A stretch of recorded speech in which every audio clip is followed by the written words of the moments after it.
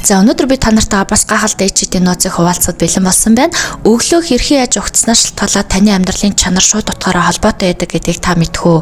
Би өмнө нь ингээд өглөө хийцгүүрээ зориггүй ухчихсан өдрүүд маш олон байдаг. Гэтэл оюуны ажил хийдэг хүнд бол өглөө болгон эрч хүчтэй, өглөө болгон энержи дөр, өглөө болгон шин санаа, шин айдиатай байх нь маш чухал байдаг. Тийм учраас би өглөө хэрхэн яаж зөв зохистой ухтдаг болох вэ? Яаж өдрийн турш эрч хүчтэй, энергитэй болох вэ гэдэг зүйлийг маш олон жил судалсан.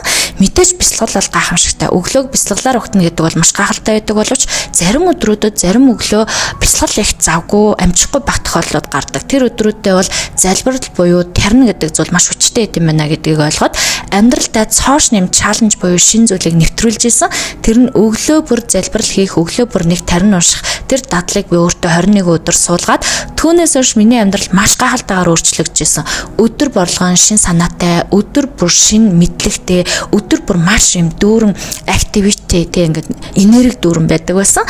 Тийм учраас энэ чаленж буюу энэ дадлаа та нартай ч гэсэн зааж өгье гэж бодоод намастай хэмээх шинхэн одоо ноц групп нээж гин. Энэхүү групп дотор маань 21 өдрийн турш өглөө болгон шин залбирал, өглөө болгон тэрхүү залбирлын хүчийг нэмэх, бурхадтай холбож өгөх утга учиртай таринууд орох болно. Тэгэхээр та ингээд 21 өдөр өөртөө дадал суулгаад өглөө нэг 5-10 минут урдаалаа асааж агаад залбирж үз, мөн тарин уншиж үз. Залбирлын хүч таны амьдралыг эмх замбраатай, дистралтай, эрчим энерги дүүрэн байлгаж тархийг тань үргэлж цэнгэлж өгдөг гэдгийг бас та нарыгаа мэдрээсээ, эрчим хүч энерги аваасаа гэж бодоод намастай хэмээх групп нээсэн. Энэ группийн маань төлбөр 22,000 төгрөгийн үнэтэй 21 өдрийн залбирлын тарны чаленж буюу юм өөрөө өөртөө суулгаж байгаа шин дадал байгаа.